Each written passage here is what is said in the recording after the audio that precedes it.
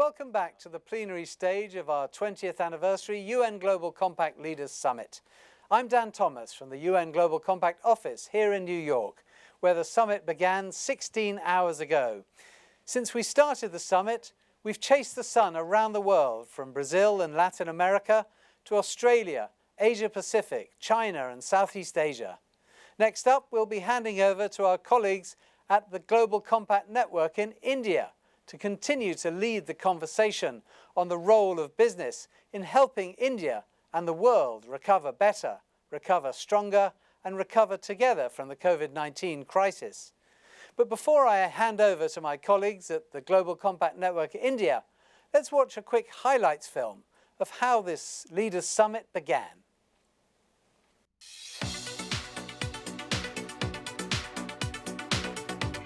Hello delegates, welcome to the UN Global Compact Leaders Summit 2020. More than 20,000 business professionals and sustainability experts have joined the UN Global Compact Leaders Summit already. On this virtual platform, attendees have been visiting booths to learn more about how the UN is engaging companies, networking with each other, and hearing from an impressive lineup of speakers. Now more than ever, as big decisions are made about our future, companies need to address environmental, social and governance risks holistically and move beyond business as usual. We can build a better tomorrow where we leave no one behind. And it really does put the onus on businesses and the financial sector to help the world recover better. The first and highest priority is to protect your staff and stakeholders, including your service providers, clients, and the communities in which you operate. Listening to the scientists is crucial to dealing with the climate crisis. Clearly, we need a strong global initiative now. Leading CEOs from around the world also urged their peers to step up their SDG ambition. And I'm very confident that together we will find ways to strike that right balance and to make progress faster. And this special film highlighted the 20th anniversary of the initiative.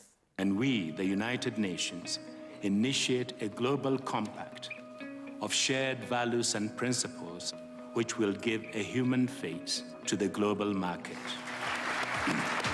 The theme you will hear today over and over again is recover better, recover stronger, recover together.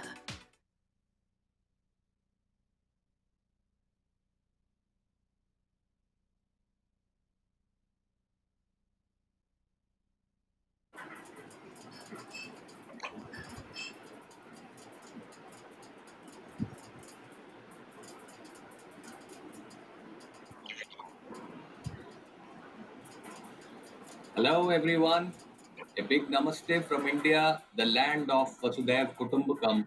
The whole world is a family. We at Network India are proud to be presenting this special India session thanks to UNGC, the team at India, and all the speakers and panelists which will interact and talk to you during the session. First and foremost, I would like to present a living legend, Dr. Uddesh Kohli, Senior Advisor to UNGC, founding member of Network India's Governing Council, truly the hand holder, the guiding light and inspiration for all of us. So over to Dr. Kohli, please. Well, it's my privilege to welcome you all to the special session by the Global Compact Network India at the UN Global Compact Leaders Summit. While we are celebrating the 20 years of Global Compact, I'm reminded of the day it was launched on 26 July 2000 at the UN. I was privileged to be there. I participated in that as one of the 50 CEOs from the corporate sector. Well, at the beginning, is very happy to remember Mr. Kofi Annan, who launched it. Prior to launch, he met each delegate individually and shook hands. I still have that photograph with him with me as a memoir of the July 26, 2000. And thereafter, we heard him, and then all the present delegates who were participating, they spoke one by one, and each one endorsed the Global Compact, and it was adopted more or less unanimously, the 9 principles of the Global Compact, which later in 2004 became 10 principles of the Global Compact. Well, we have come a long way since then. The Global Compact has been launched in many countries. In India, it was launched on the 4th of December 2000, the same year, perhaps the first network which was formed. And then in many other countries, at one time we had about 100 networks, and India was one of the top networks, really. The Global Compact Network India became a legal body very soon, and we have expanded the activities which were in line with the strategy of the UN Global Compact. We have followed the strategies, we have supported the UN Global Compact as the head office in New York, and we have all been working as one family, one Global Compact family, both at the GCO as well as at the network level. So I feel this is a very happy occasion right now, yesterday and today, when the Leaders Summit is taking place. Only thing is, we are missing meeting each other physically, but we are meeting each other virtually, and that's a great thing. Thank you.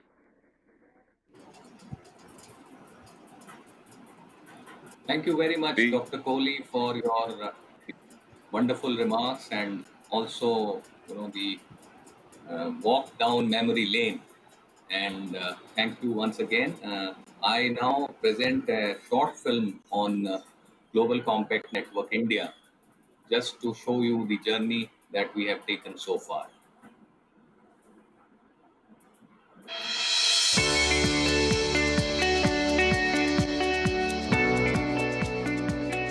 We need a world where all strive to progress and prosper together, and no one is left behind. In September 2015, countries of the UN General Assembly came together for world's largest corporate sustainability initiative 2030, Agenda for Sustainable Development, with 17 Sustainable Development Goals, or SDGs. With these new goals that universally apply to all, countries would mobilize efforts to end all forms of poverty, fight inequalities, and tackle climate change. The cost of implementing SDGs is a staggering $5 trillion per year. On the other hand, business leaders and entrepreneurs can unlock market opportunities worth $5 trillion and generate 230 million jobs in Asia alone through sustainable business models. In India, this mammoth task is taken forward by Global Compact Network India, GCNI, local network of the UN Global Compact. Though GCNI saw a very humble start, but as the time progressed, this revolutionary movement and phenomenon paced up with thoughtful members as new partnerships and collaboration came up by every passing day to support and strengthen this one family. Today, the Indian network ranks amongst the top 10 amongst local networks, emerging as the largest corporate sustainability initiative globally. With a pan-India membership of leading business and non-business participants and local chapters in 8 major cities of the country. The 17 SDGs and 169 targets incorporated in 2015 by global community completely reflects the development agenda of India. Bharat ने विकास का जो मार्ग चुना है, उसके और UN द्वारा प्रस्तावित सस्टेनेबल डेवलपमेंट गोल्स के बीच बहुत सारी समानताएं हैं. Many programs are launched by the government to make progress towards these global goals. Pradhan Mantri Jan Dhan Yojana ensures access to financial services in an affordable manner.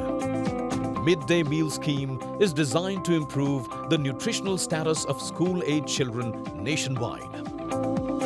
Pradhan Mantri Swasthya Sanrakshan Yojana provides reliable tertiary healthcare services. Sarva Shiksha Abhiyan ensures education for all. Beti Bachao Beti Padhao focuses on gender equality and empowerment of girl child. All these initiatives, schemes and programs are broadening the horizon for India's growth and transformation, creating new pathways for protection of people, planet and prosperity across the globe. GCNI is working hand in hand with Government of India in taking this agenda forward with its several initiatives, which include programmatic interventions, research, training and capacity building, advocacy, promoting governance, awareness and recognition. Though we have come a long way, but still there is much more to conquer, much to re-establish, much to reform and much to impact. Many more lives to be touched to make our country and our planet a better place to live in future. Because future is not just your or mine. Future is ours. And it's our responsibility and duty to shape up a sustainable future together. With responsible business practices combined with collaboration and innovation, we can bring about powerful change in markets as well as societies, proving that profit and principles go hand in hand. Let's shape a sustainable future together. Come, join us, become a member today, and show the world that India can make a difference. Keep up the good work and make all the companies in India take action on the global goals. Show the world that India can make a huge difference on the global goals.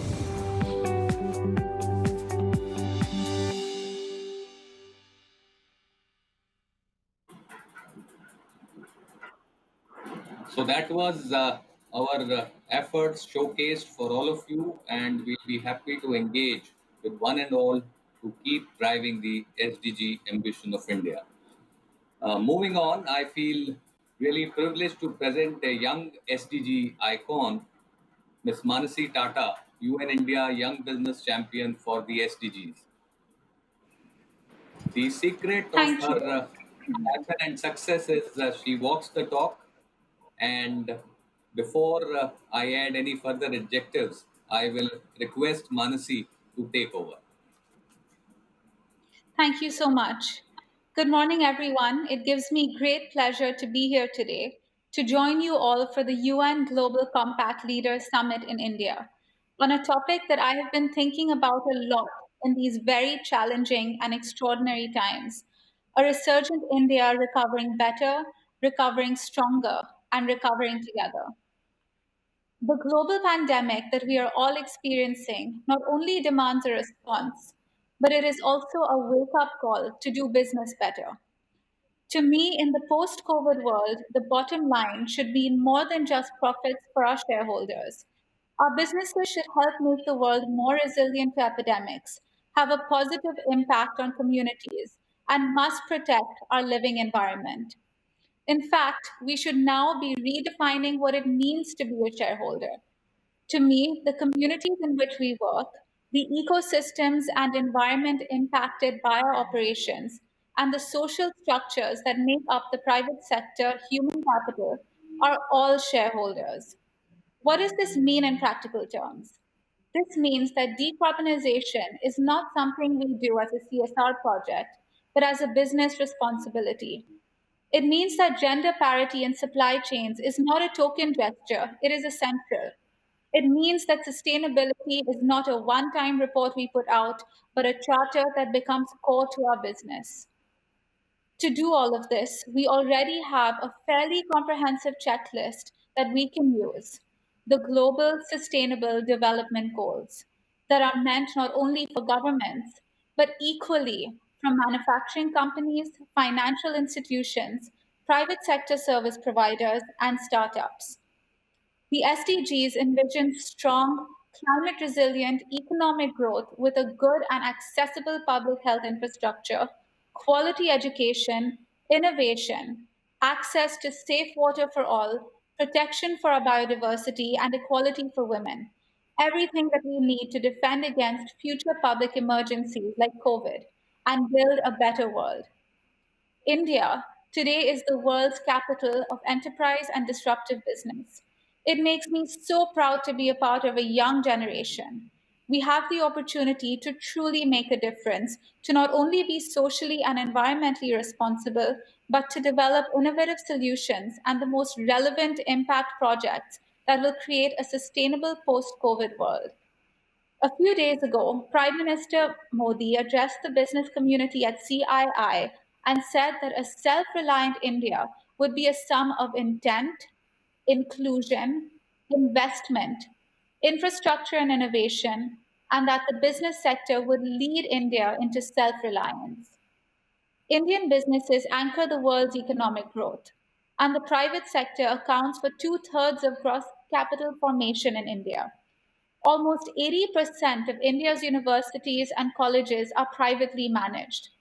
By some estimates, in India's health sector, 60% of inpatient care in India is private sector led.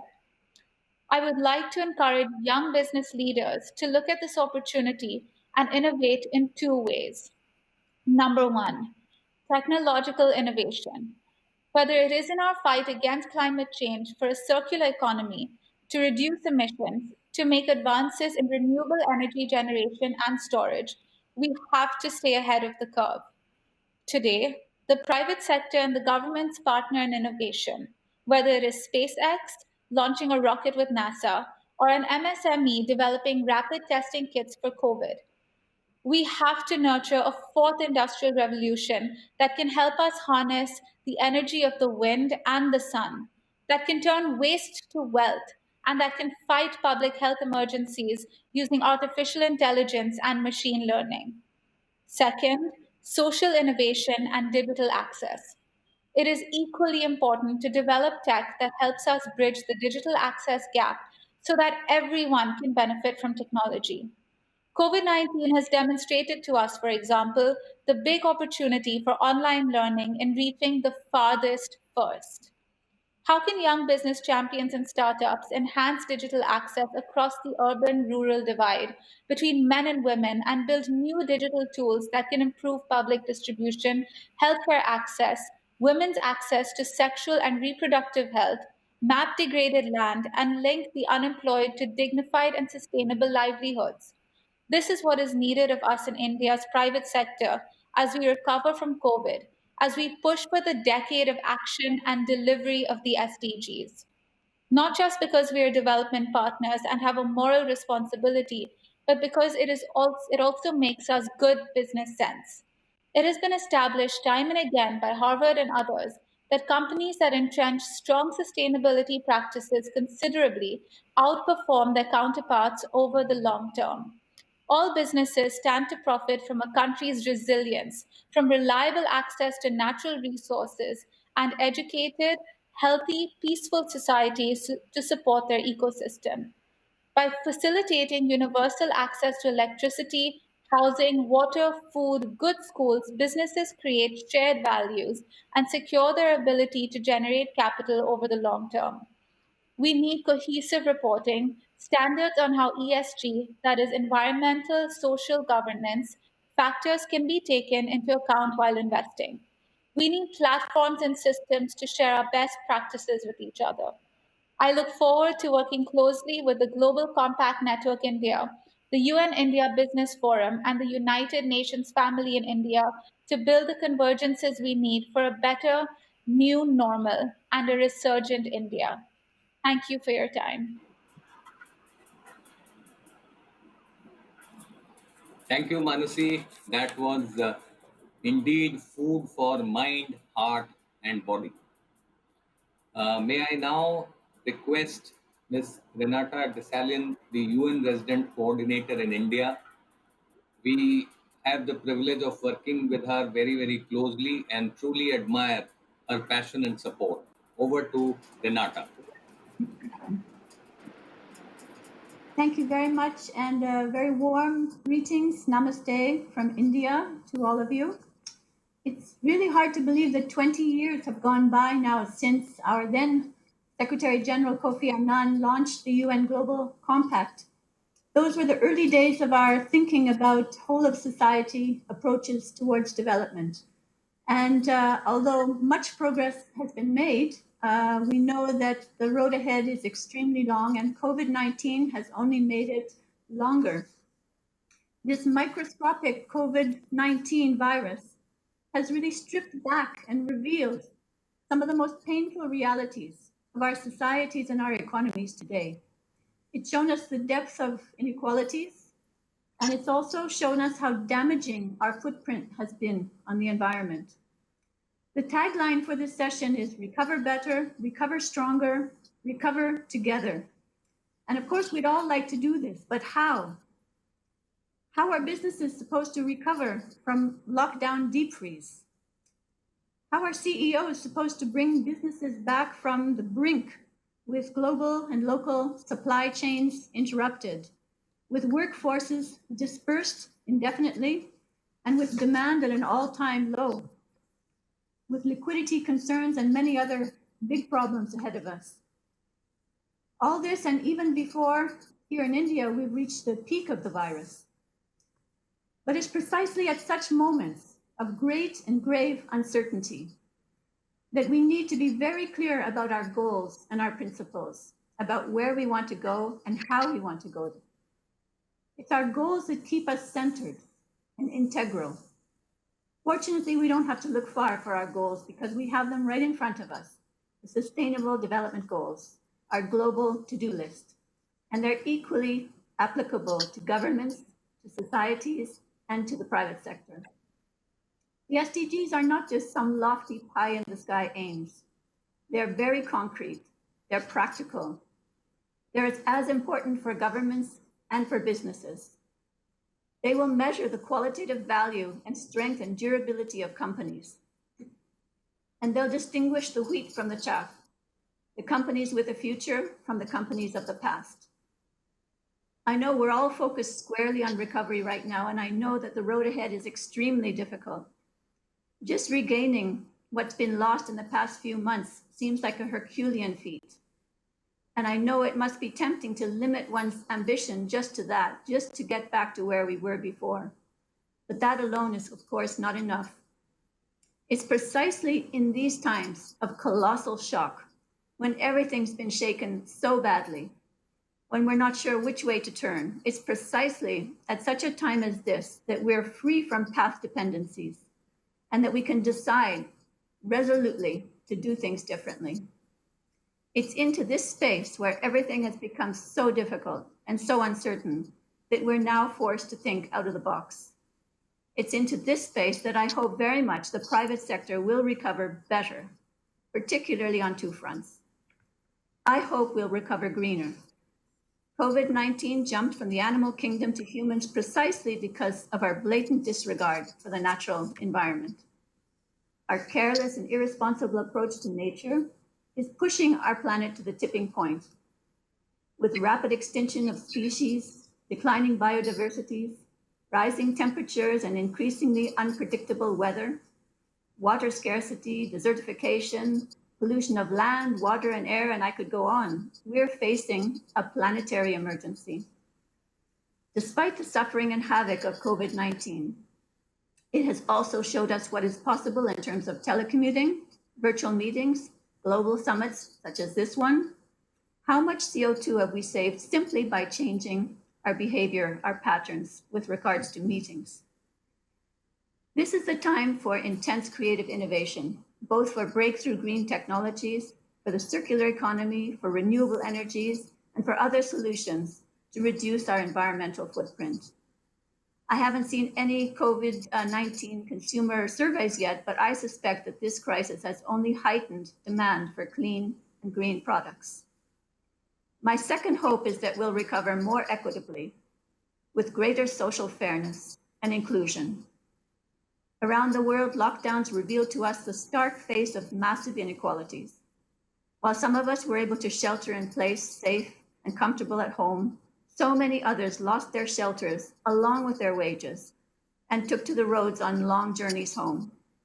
1.6 billion people globally who work in the informal sector, that's nearly half the global workforce, saw their livelihoods destroyed by lockdowns and COVID-19. And more than 40% of the world's population have no social protection. The private sector must play a bigger role in creating dignified livelihoods, protection of workers, especially during crises. More tripartite collaboration is needed between governments, businesses, and workers. We need new platforms created by the private sector to assist those who have lost their jobs now, entrepreneurship opportunities, temporary apprenticeships, help in developing business plans, mentorships.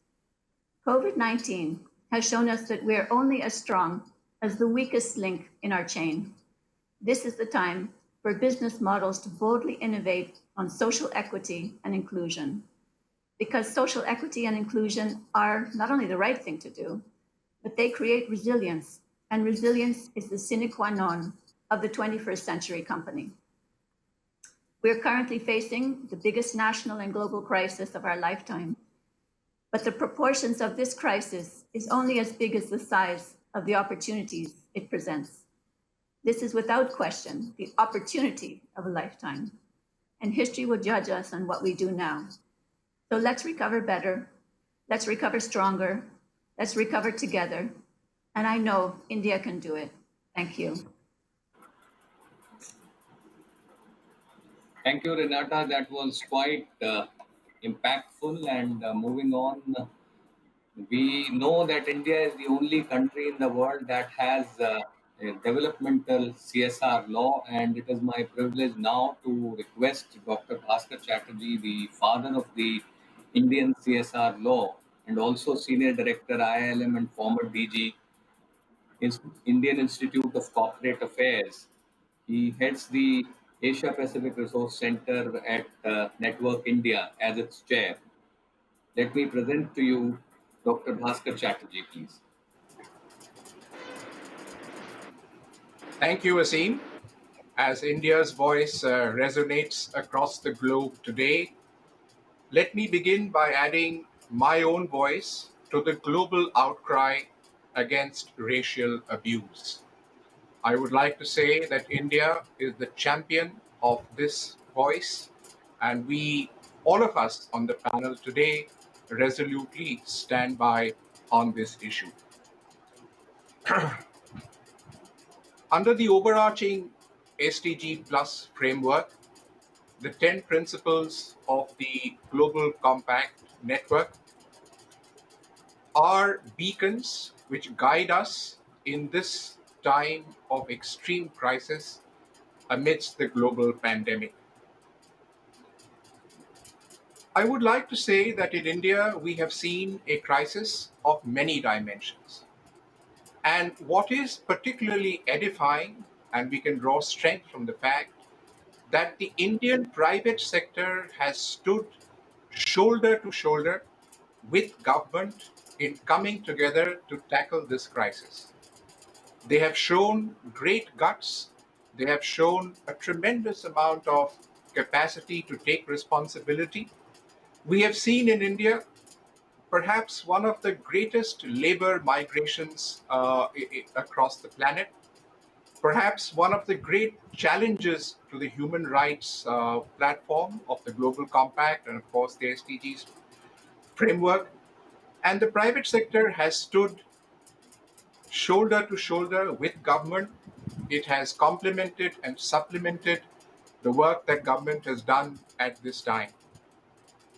We have seen on occasion after occasion the way that government has reached out to the private sector and also to the non-profit, the NGO sector. And we have seen how, as migrant labor were departing from our major cities to their small villages right across the heartland of India, the kind of succor, the kind of food assistance, the kind of travel assistance that the private sector and the NGO sector in tandem provided remains a tribute to the way that this triad of government, the private sector, and the non-profits can come together to deliver the goods at a time of real crisis.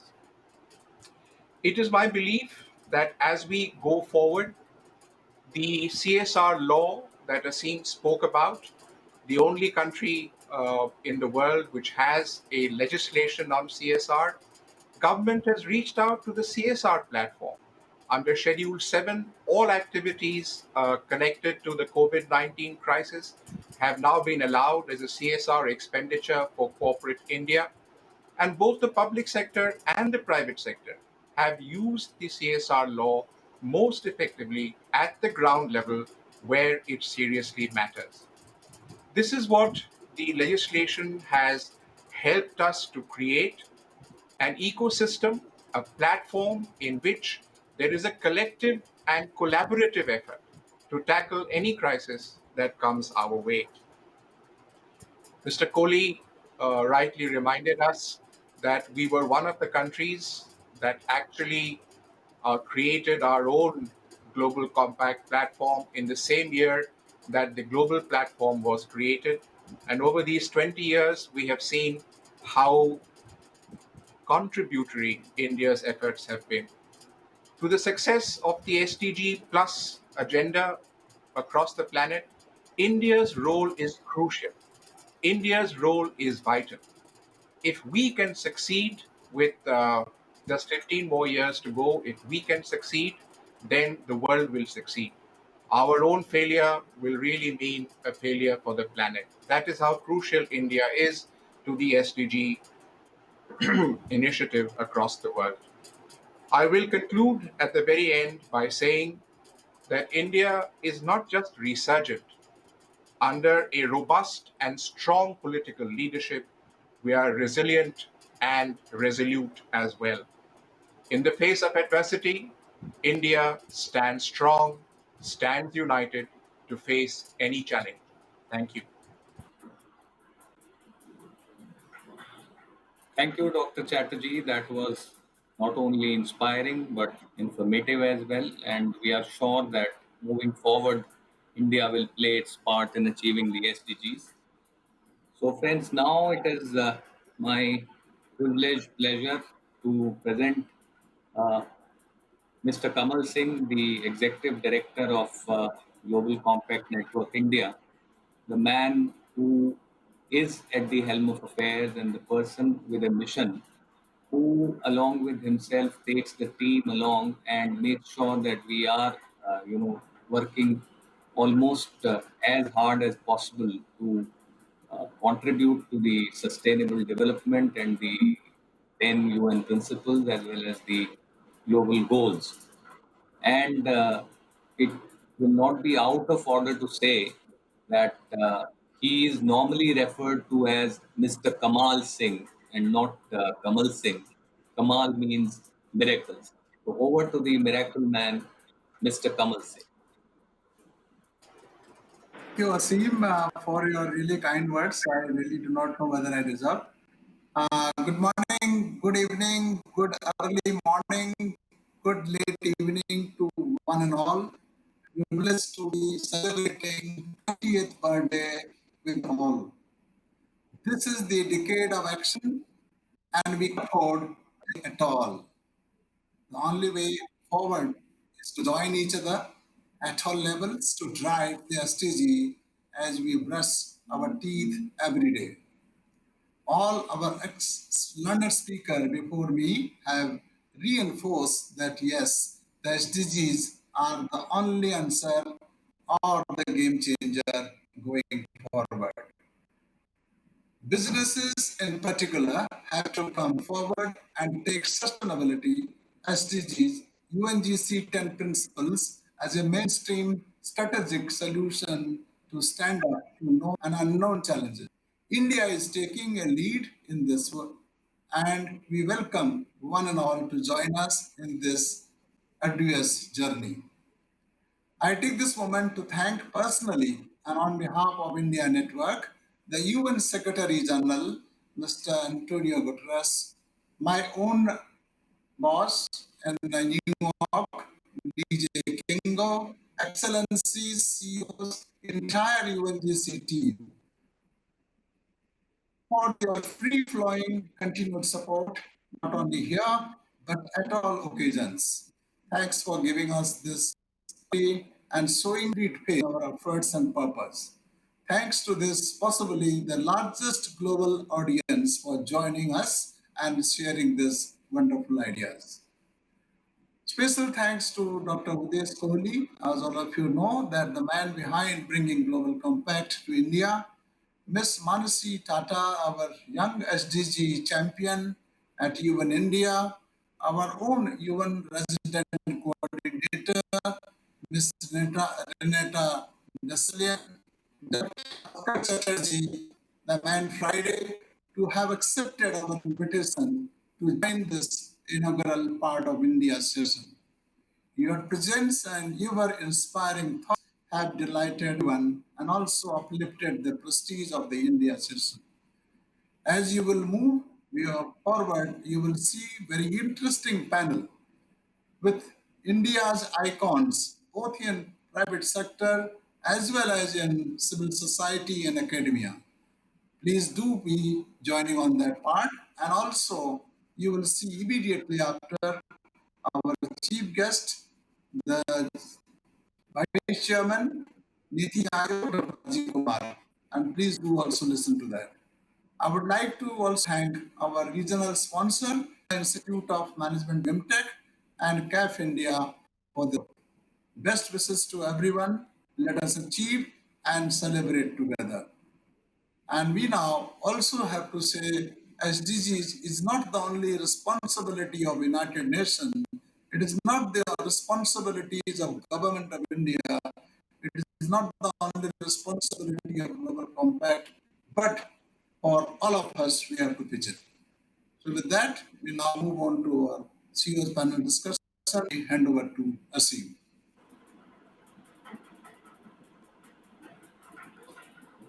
Thank you, Mr. Kamal Singh. This was very good, and I think moving forward to the CEO's panel, there'll be a lot of hot topics that will get covered.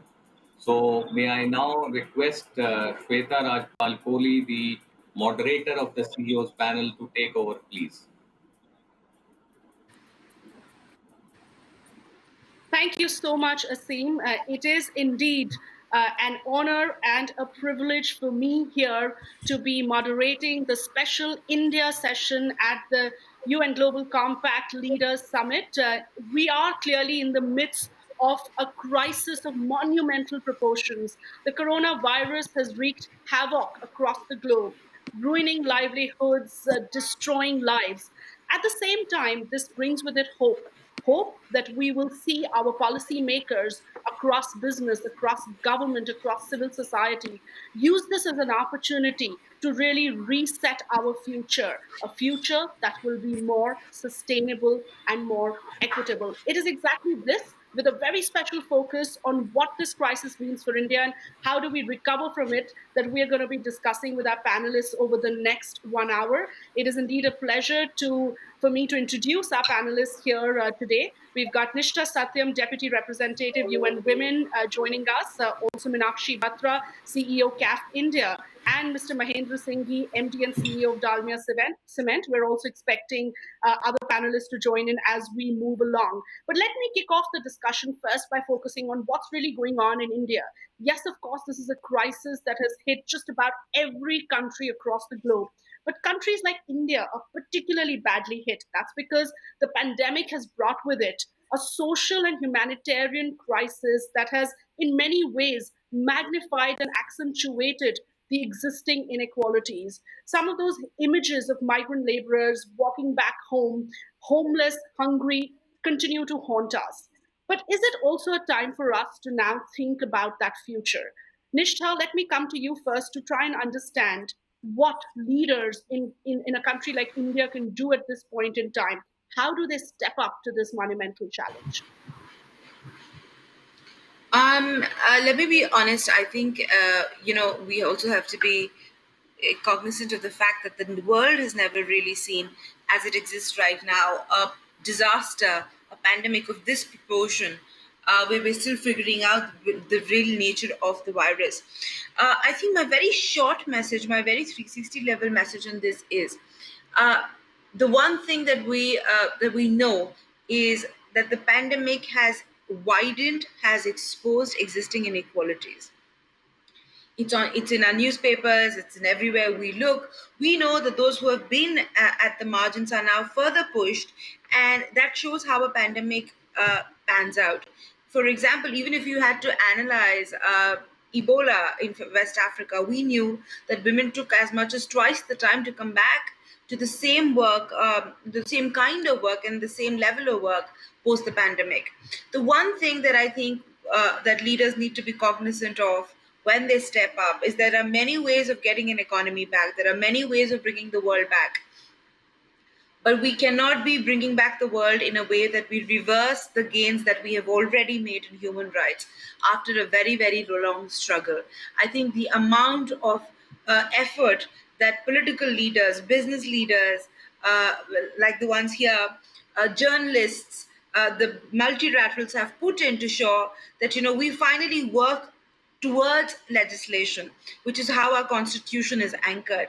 And today, when we're in a moment of distress, it shouldn't be so easy for us to go back on the rights of laborers, on the rights of those who are already at the margins. So we cannot imagine rebuilding a country on the shoulders of who we don't stand by. And I think this is an exemptional time to reaffirm our commitment actually to the Human Rights Charter, to say that we will care for all and we will leave no one behind. Now we have a button in front of us. It is upon us if we use it as a reset button or if we want to use it as a rewind button. If we use it as a rewind button, we're going to be making the same effort that we have and reinventing the wheel. But I really hope that we use this as a reset button and set a new normal, which is fundamentally, drastically different and undoes the wrongs of the historical wrongs of the country or of anywhere else in the globe. Nishtha, that's very well put because we have that button in front of us. And as Nishtha said, are we going to press that button and rewind or are we going to press that button and reboot? And that remains the larger question. Meenakshi, let me bring you in here because I think the one thing that we're all talking about is that how this crisis has exposed the fault lines. It has exposed the fundamental weaknesses within our systems. Whether we talk about healthcare, whether we talk about the lack of social security, whether we talk about our sheer inability to deal with something like this. And this is the time when we expect the private sector to really step up and do its bit, because it's all very well to expect the government to do all of it. But what about the role of the private sector? You work, Meenakshi, very closely with a lot of corporates. Share with us the thinking, the broad level, high level thinking amongst corporates at this point in time. What is going through their mind? How are they coping with the crisis? And do they even have the bandwidth to go ahead and reboot the kind of reboot that Nishtha is talking about? Thank you, Shweta. I think that's a very important question to ask ourselves at this point of time. Corporates are one of the biggest, stakeholders in this whole scenario, besides the government and the people. And definitely, they have to play a role. It's going to make a good sense for the business for them to play a role. At the moment, we have seen that a lot of vulnerabilities of our system, as it was, have been exposed. And we have seen a lot of distress everywhere. It's not just the poor population. Of course, the poor people have suffered the worst, and especially the ones who were migrant laborers, who were living in cities, who were doing jobs in either, subcontractors of these big corporate houses or, directly or indirectly working for them. And they were all left on their own. They had to walk back. We saw thousands of kilometers going back home. And when this whole scenario emerged very early in March, I mean, normally we do respond to disasters regularly, but we saw a very quick response in this particular case. A lot of corporates came forward and offered to support, and we were working with multiple stakeholders. We were working with the government, we were working with the state machineries, with various departments, not-for-profit organizations, to sort of address health issues. Even the PPE kits, I mean, in early days, those were not available. So those were, some corporates, particularly the ones working in the pharma industries, came forward and, enabled that. So we were able to send out PPE kits about and 95 masks to about 6 state departments. Sanitation workers, police workers, who were on the front line, were very vulnerable. They were exposing constantly themselves to the risks related to COVID. The ASHA, A&M, the grassroots health workers in the rural areas. So corporates did come forward very, very quickly to respond. And within a month, we were already working with people, addressing a lot of vulnerabilities. But of course, the scale of the problem was huge. But I think beyond that, I mean, I think what's important for corporates to look at this point of time is where are we going from here? I mean, everybody's using the term new normal.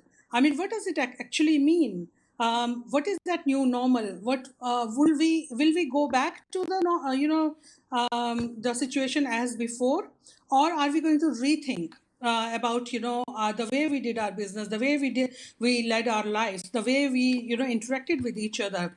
A lot of vulnerabilities have been exposed, and we really need to look at all of those and ensure that we don't get hit in such a bad manner going forward in future.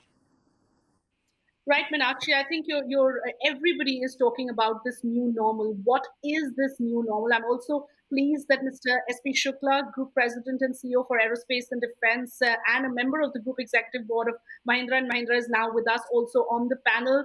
Let me take that question across straight to Mr. Shukla, because Mr. Shukla, when we talk about the new normal, and it's become a term that is being used fairly often in today's conversations, new normal.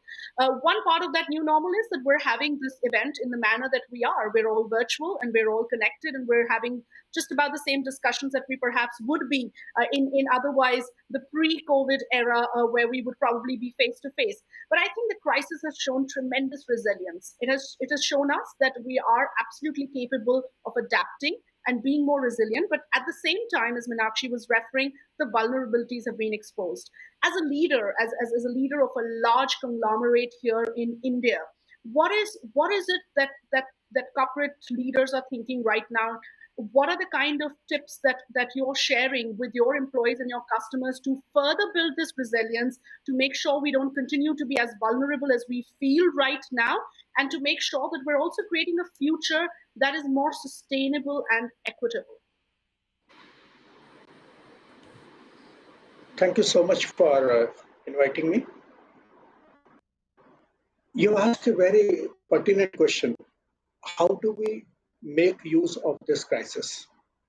How can we get positivity out of the crisis? If you look at our SDG goals, 1, 2, 3 are about reducing hunger, reducing poverty. They are all related to crisis. Employment, workplace. So if an organization aligns itself with SDGs, and particularly the ones which are so relevant in a crisis situation, 1, 2, 3, and 8, you will find that organization will first and foremost say, how do I protect jobs? How do I keep people in employment?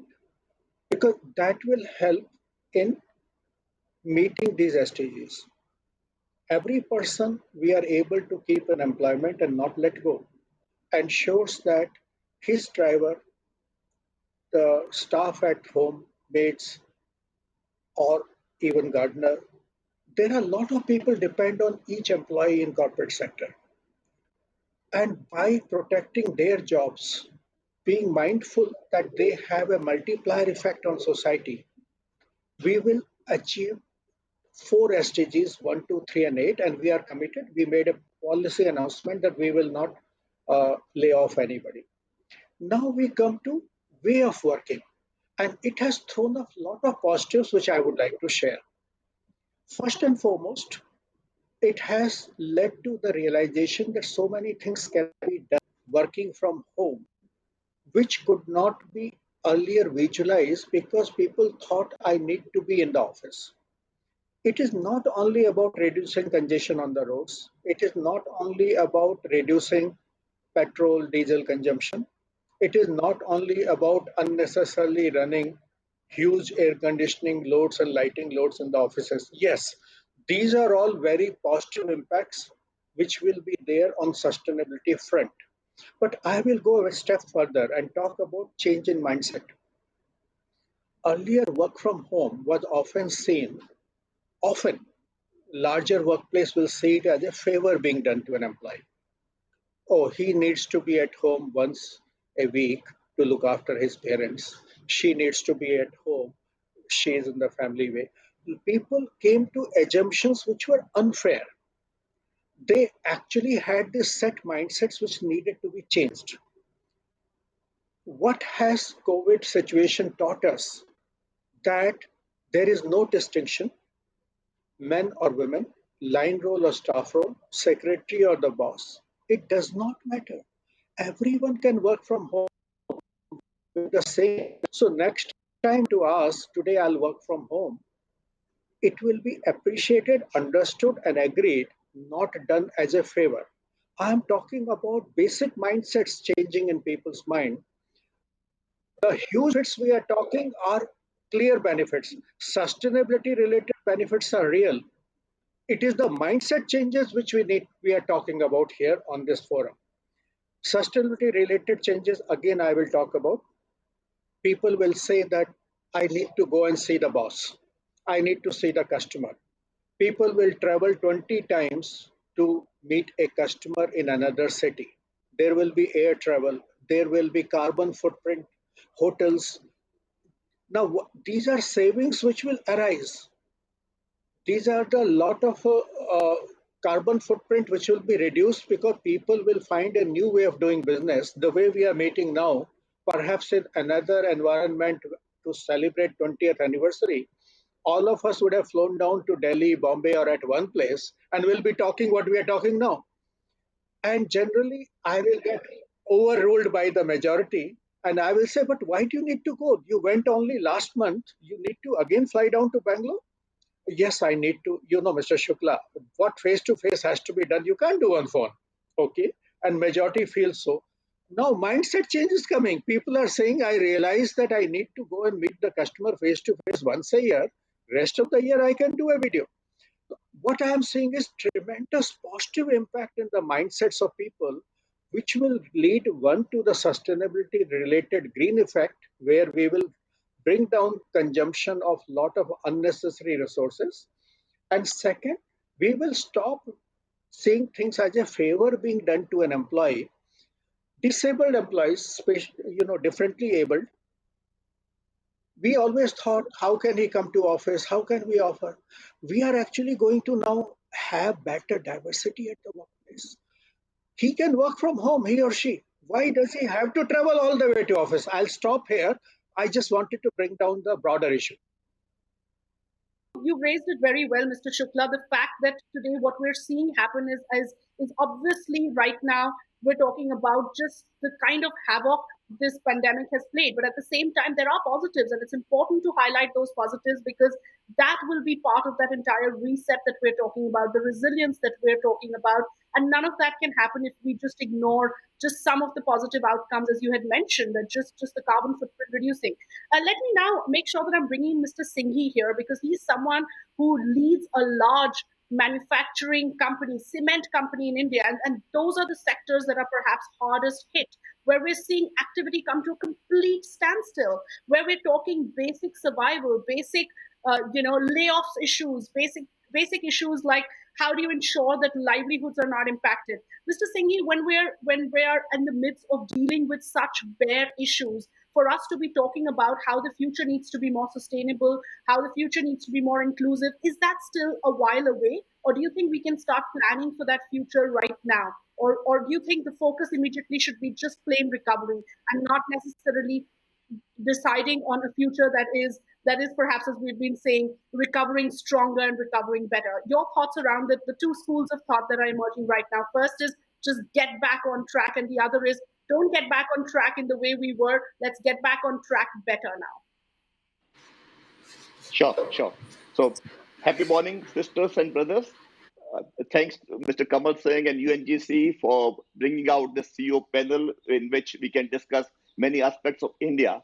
First, I would like to highlight the positive images of Indian society, and the Indian government. The way Indian government, bureaucracy, medical people, police people, who have been able to take care of the people in a big way. That's the really a tribute to the culture of the country. Secondly, is I do agree that havoc on migrant workers should not have happened.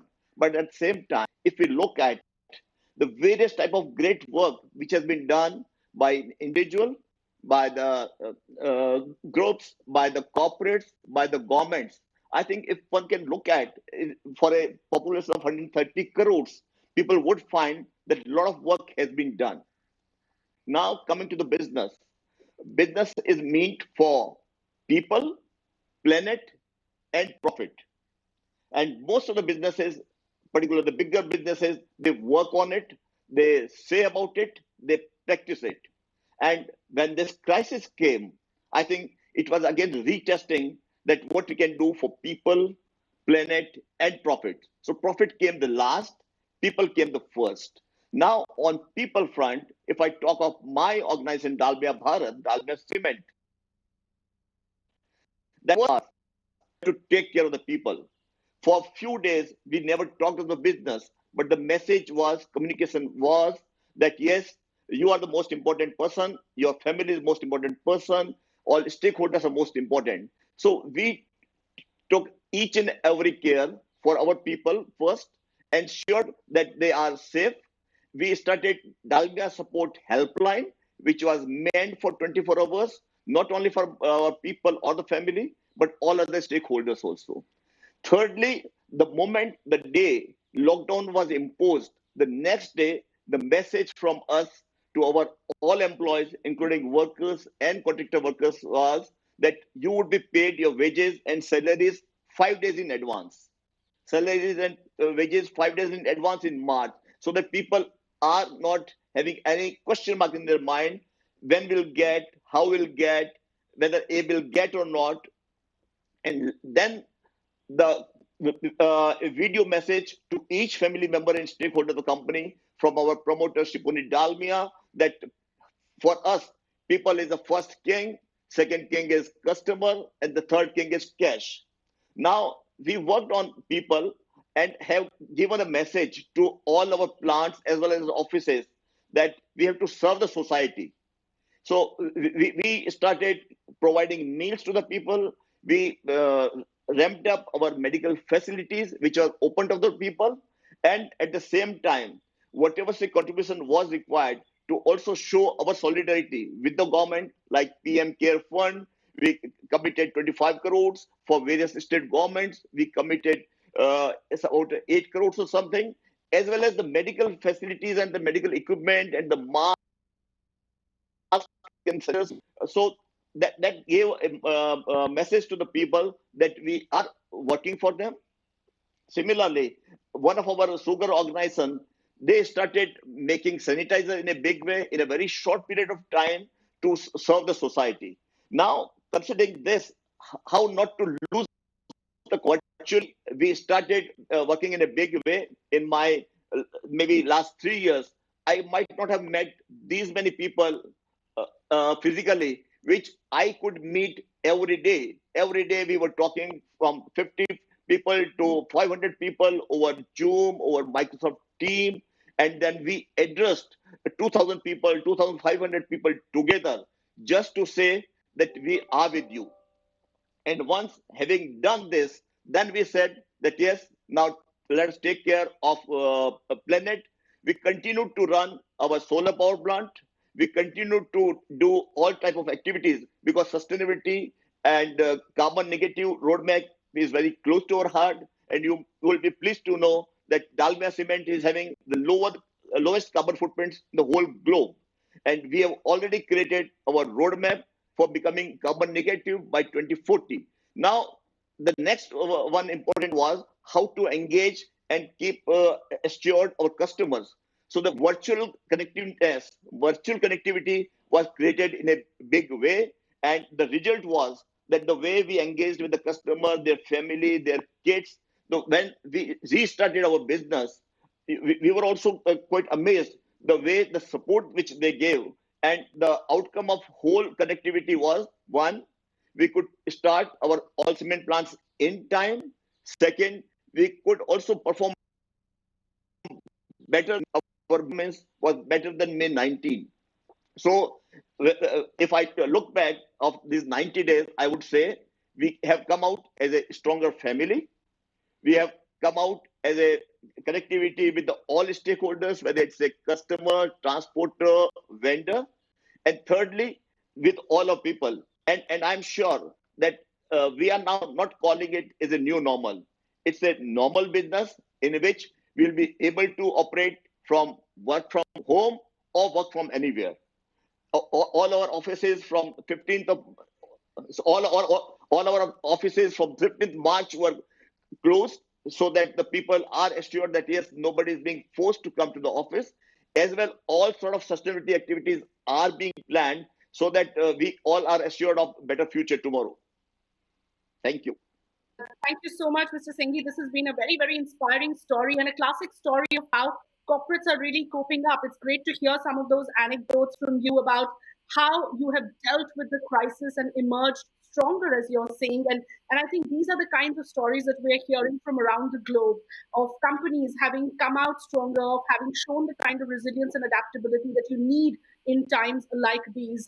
It's a pleasure for me to also welcome on our panel Dr. H. Chaturvedi, Director of BIMTech. Dr. Chaturvedi, let me now start focusing more specifically on this panel on specific SDGs, on specific areas where we need to start working, where we have seen a lot of conversation in the last 3 months during this period of lockdown, during this period of the pandemic.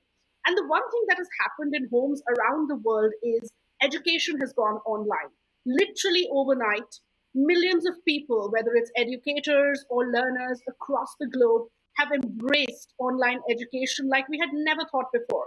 The kind of reset that has happened would have ideally happened 10 years from now, but suddenly everyone seems to be resilient. There are classes happening online. Teachers have developed curriculum that is perfectly working for the online system, and children as young as 5 to college going students are all adapted to this new world.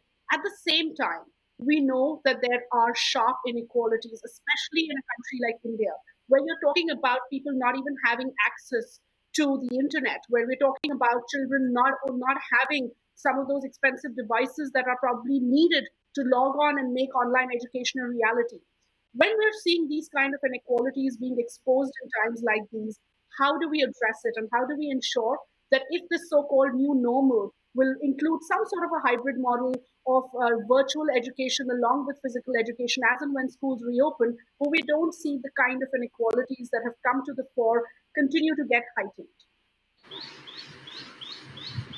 Thank you, Shweta. This is a very relevant question for educators like me, because before COVID, we were aware about the fact that the quality education and lifelong learning opportunities, which is SDG goal number 4, was not available to all young people around the world, and there were a lot of inequalities getting access of quality education. Now, COVID has forced a sudden shift towards online education, and online education cannot be accessed without proper gadgets, without proper training to faculty members, without proper internet bandwidth, and it takes time to change from one habit to other habit. For 100 years, we have been teaching to students in schools and college and universities face-to-face basis. And online education was limited, hardly 2-3% students, mostly from developed countries and also metropolitan cities. Now everybody has been forced to study by using online method. So teachers are facing problem, parents are facing problem, students are facing problem. So this is a big irony that whatever could have been achieved within 2 or 3 decades, it is being attempted to achieve within 2 or 3 months' time. So I visualize that in next few years, there will be more inequalities in accessing quality education.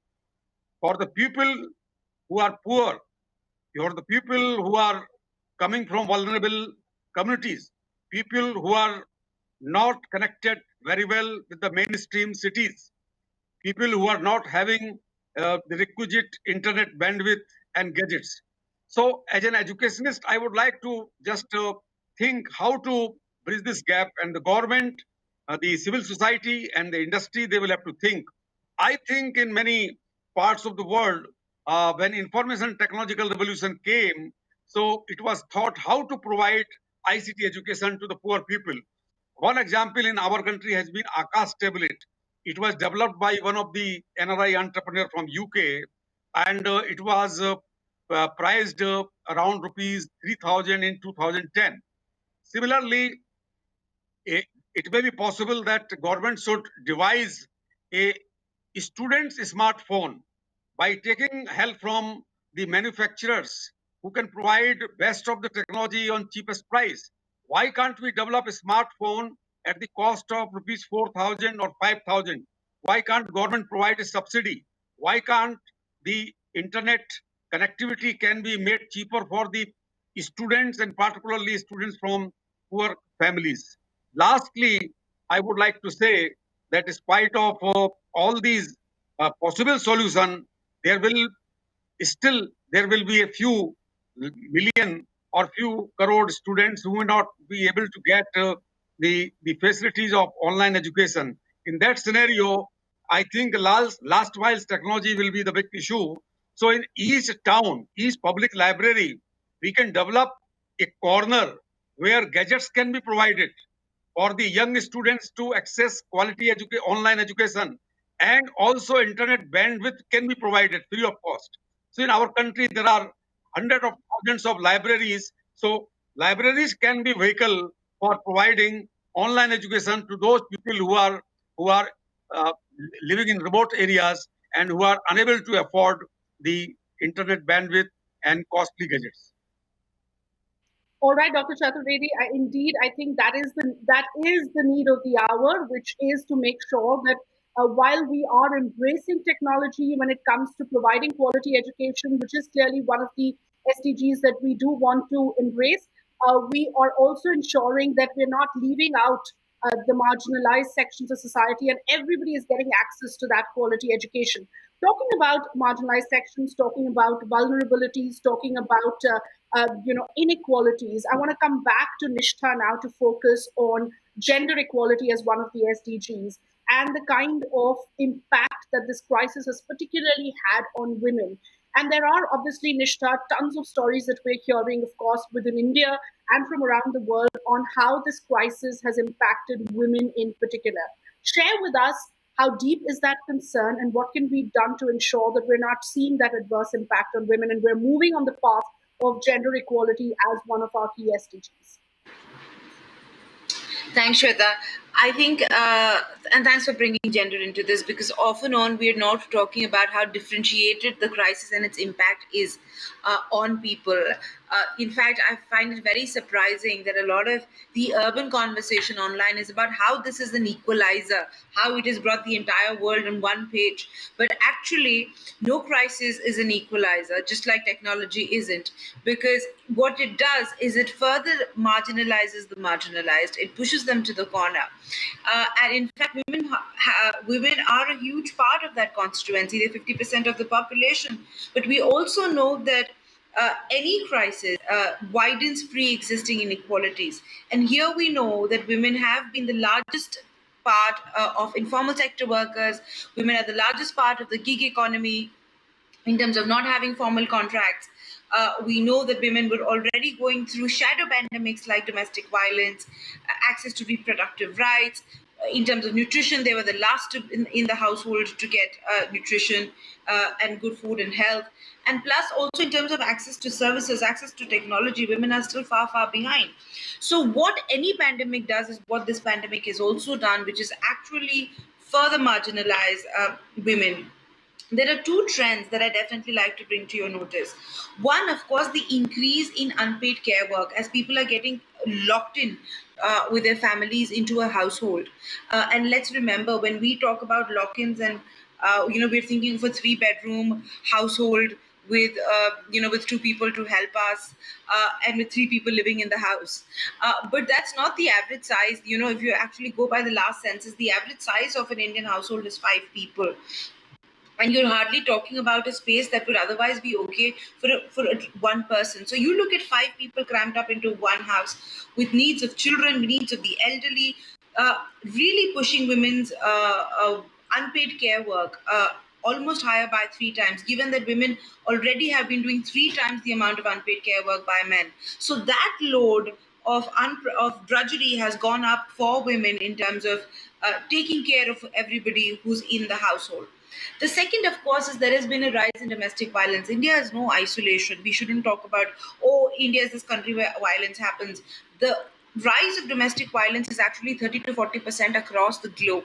In India, if you look at the NCW statistics, just in the first 10 days of the lockdown, you see that there was a 60% increase in the number of cases registered as domestic violence day on day as compared to the same period last year, and a 70% in cases registered under women's right to live with dignity.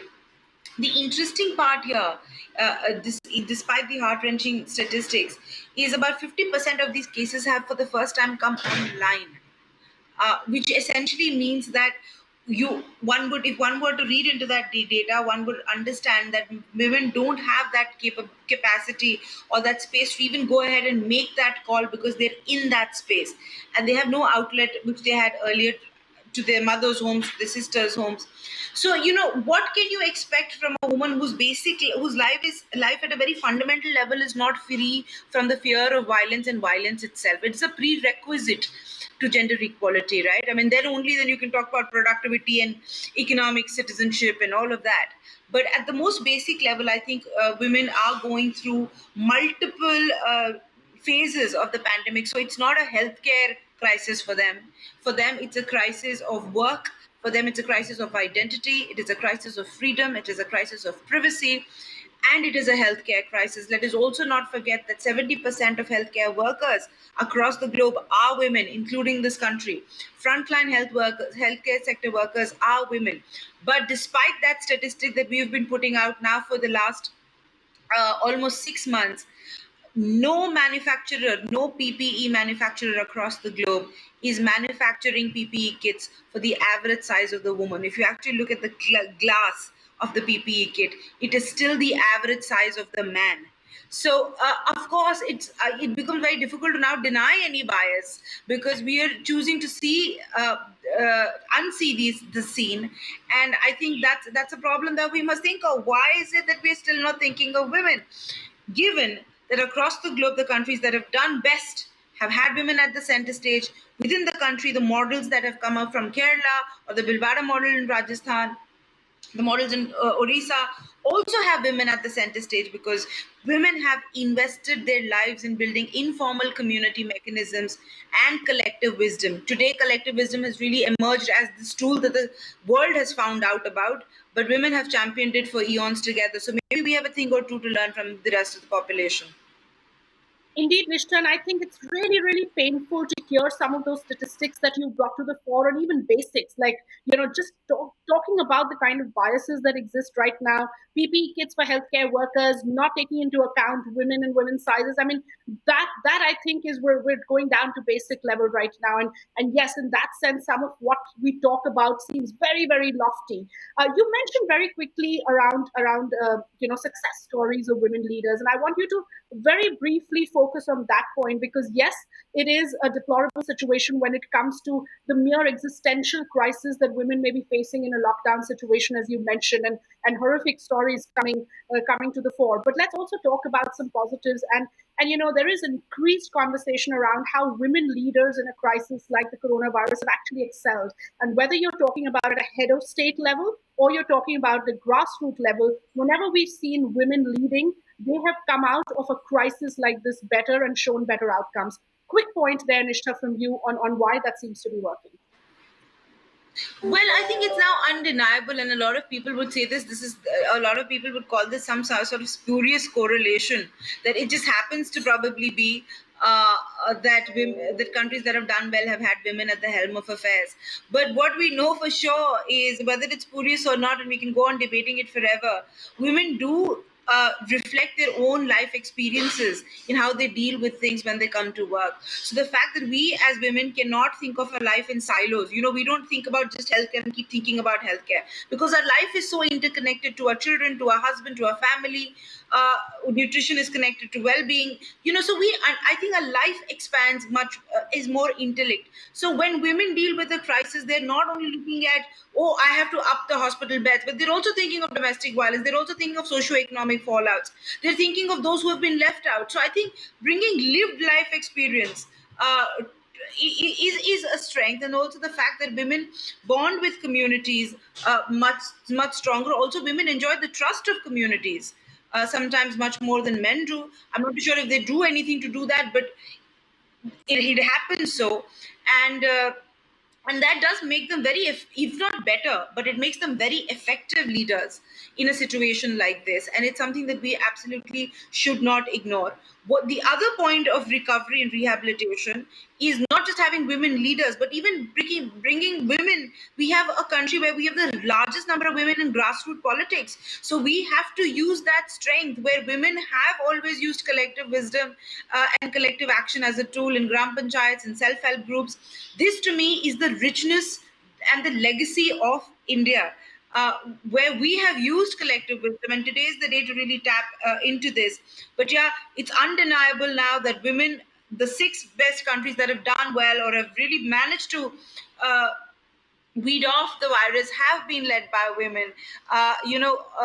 We may want to look at it as we may want to look at it through a gender lens. We may choose to not look at it through a gender lens. But yeah, there are some positives, and we also speak to that very quickly, Shweta, that have come out. Again, we have the chance to recraft another world, which is more equal, which is better, and which is not based on the historical wrongs that we have done and why we are here in the first place, right? And that's why it's called the new normal, because right. But the one thing that I really think that we should look at is work from home. I think India's declining labor force participation of women has been a huge problem, and women forever, the ones that we have worked with, have said that allow us to work from home, that gives us space to be everything that we are expected to be. And for till now it was a problem, but it's really now become obvious that it is neither a productivity barrier, nor is it an extra cost to the company, nor is it a supervision problem. Exactly. So maybe the world is Nishta, giving us a chance to I look was at it. saying that perhaps the issue really was mindset. And that is the point that he had made, Mr. Shukla, right at the beginning. And it's a very, very valid point you've said, because we've often talked about women, dropping off when it comes to the overall career cycle, and they have their reasons to drop off. But the fact that today companies are realizing that they can provide that flexibility to work from home, that productivity has not got impacted in an adverse way. And as Mr. Shukla was saying, it was all a mindset issue. And that mindset has changed literally overnight. And so that is a huge positive that can help us achieve one of the SDGs around gender, and which is we might see the participation of women in the workforce actually increase in times to come. Let me quickly go across to Meenakshi now and bring her in on the other aspect of planning for the future. Because Meenakshi, you actually shared some very heartwarming stories about how corporate India immediately decided to rise to the challenge, whether it comes to mere philanthropy, PPE kits, giving. There was some sort of unity that came in, and corporate India was standing there in this crisis. But now we need to look forward, and we need to make sure that India, that traditionally ranks low on the giving index, can see this crisis as a reason to move up on that index, and to also say that when we're going to plan giving back, when we're going to plan social good and philanthropy, it will also incorporate a business model which will include the SDGs, which will be a little more focused in when we go forward. Meenakshi, is that thinking coming through? And if not, how can we help corporates achieve that? Yeah. So, I mean, I think, you're referring to the giving index, which is something that CAF does globally every year. And sadly, even though we have a very strong culture of giving in our country, every religion, every social group has some or the other form of giving, whether it's done for a particular day of the month or a moon cycle or whatever. Throughout the year we give donations for and not just for people but also for trees and for animals. So that's inbuilt in our culture. Sadly, we ranked 82 on the World Giving Index, which is an average of last 10 years. I mean, of course, we were at 62 on the better side and 106 on the other side, but 82 was our average rank for the last 1 year. So that's really says something to all of us, not just corporates, but also the smaller businesses. I mean, India. If you have to solve India's problem, cost is one part of it. But beyond that, there are lots of small businesses, the merchants, the traders, all of those people are there who are somehow, we are all interlinked to our corporate, to this corporate world. And everywhere, I think we just need to do more. Corporates, of course, the 2% is compliance issue or a suggestion or a requirement by the government to donate to the Schedule 7 activities which are aligned with the largely with the SDGs. But we should not really look at 2% this year. This is a very special year. I mean, if we don't really bring everybody back on, we will lose a lot of people. A lot of people will be left far behind. A lot of people have got, the progress that a lot of poor and some of the lower middle class people had made, and also the women who had made some progress, as Disha was talking about, is going to sort of, it's already got pushed back. So we really need to go beyond the compliance, beyond the requirements by law. All of us, corporates, in the smaller towns, the businesses, the smaller businesses, as individuals, all of us really need to come forward and do more. I mean, it's not just the money. I'm talking about resources here. Money definitely is required, but also, a lot of corporates have huge skill pool. I mean, corporate world attracts the best of the educated people across India. Can we offer those skills to change, to bring about the change? And also, overall economy will definitely benefit to see a positive change where a population is healthy, educated, well fed. And it's very important to invest in SDGs at a much, much faster pace. And I think we should also look at it from not just point of view of corporate sustainability. We should also be looking at now climate change because it's not just a COVID. At the same time of COVID, we were hit by Amphan, we were hit by Nisarg, and locust attack. I mean, all of those, there is some analysis where it's saying that these are all some signs of, climate change. The urban, the rural India, which produces a lot of our population is dependent on agriculture as livelihood. And if that, suffers, we will have a huge impact on people's lives. A lot of lives will be lost. A lot of destitution will increase. Vulnerabilities will increase. So it's very, very important to look at the deeper issues, not just the superficial issues of Yeah, I mean, of course, whatever we do helps. I mean, if you educate a child, it helps. But I'm just saying that it's time that we look at the root causes also. Why was that child in that vulnerable position? Well, so it's important. I mean, how is that child's lack of education? Is it linked to climate change?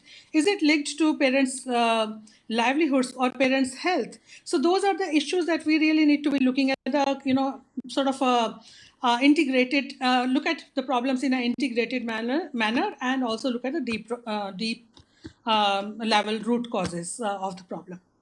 Right. Let me take forward the point that Meenakshi has raised and bring in Mr. S.P. Shukla here, because talking about going beyond the mandatory 2% for CSR is a very valid point, Meenakshi, that you've raised.